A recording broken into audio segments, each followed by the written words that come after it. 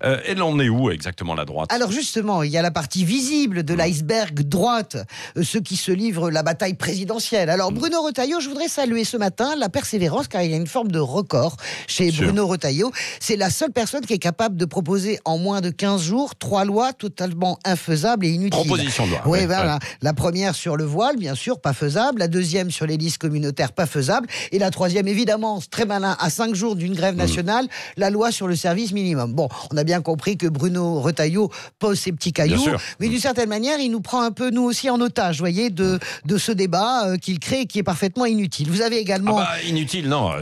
Sur le service minimum, vous ne pouvez pas dire ça. Ça fait 35 ans que ça dure. Il essaye. Non, ça fait 30 ans. Je ne vais pas vous dire, Patrick Roger, nous avons couvert assez de choses pour savoir qu'à une semaine des grèves, il y a toujours le service minimum. D'accord, mais c'est pas inutile. Qui ne tente rien n'a rien. Oui, puis c'est pas inutile d'en parler. Oui, enfin, en tout cas, c'est opportuniste. Il n'y a jamais d'aucun débouché politique. Donc, Retailleau place ses petits cailloux pour la présidentielle. Vous avez également Xavier Bertrand qui sème et qui va son chemin. Et puis François Baroin, à l'évidence, qui marque des points dans l'opinion.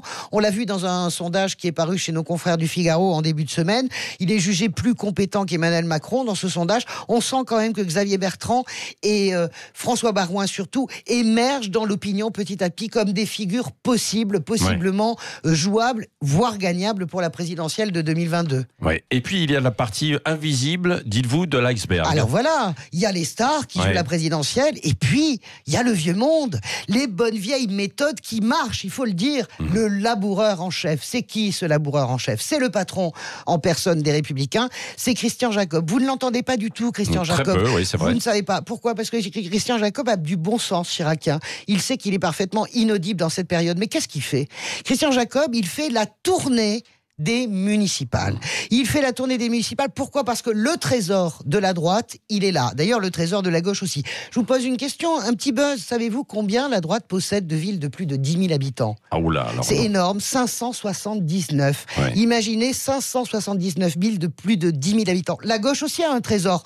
359 villes de plus de 10 000 habitants. Vous avez bien compris que dans ce vieux monde qui aurait disparu, eh bien, il y a quelqu'un qui joue pas la partie. Il s'appelle Emmanuel Macron. Vous avez un trésor énorme pour les Républicains. Vous avez un trésor moyen pour la gauche, avec le joyau de la couronne qui est Paris.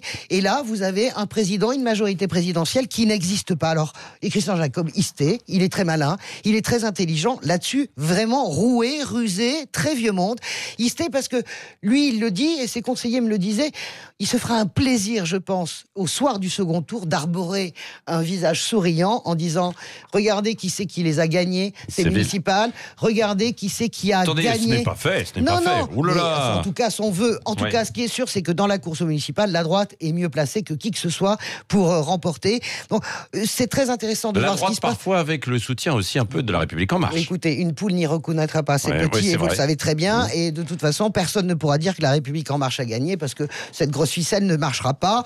Et évidemment, vous imaginez bien que le patron du PS ou des Républicains ne laissera, même s'il y a un numéro 1, numéro 2, la République en marche gardera sa victoire pour lui. Donc, la Renaissance par le local, c'est un grand classique de la politique française. C'est la chute par le local. 2001, Jospin, municipale désastreuse, battu en 2002. 2014, François Hollande, municipale désastreuse, battu en 2017. Eh bien, la Renaissance peut venir de ce territoire. Bon, et en tout cas, on surveillera aussi d'ailleurs certains territoires, et notamment quelques villes, comme par exemple Marseille, où ça a été tranché. C'est Martine Vassal qui donc était en pole position et a été désigné pour conduire la prochaine liste pour les municipales. Sauf que Bruno Gilles, des Républicains, ne s'est pas retiré non plus. Il dit qu'il va quand même continuer de faire... Vous avez vu ce qui se passe à Lyon, vous avez vu ce qui se passe à Bordeaux, vous